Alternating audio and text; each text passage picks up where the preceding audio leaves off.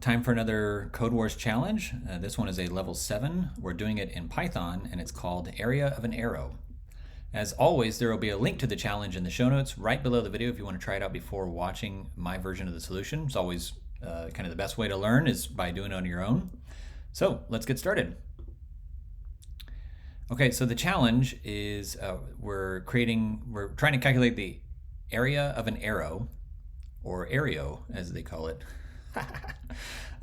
So the arrow is formed by the rectangle with sides A and B. So basically it's the entire length of A, and the point will be at the midpoint of A, and will be half of B.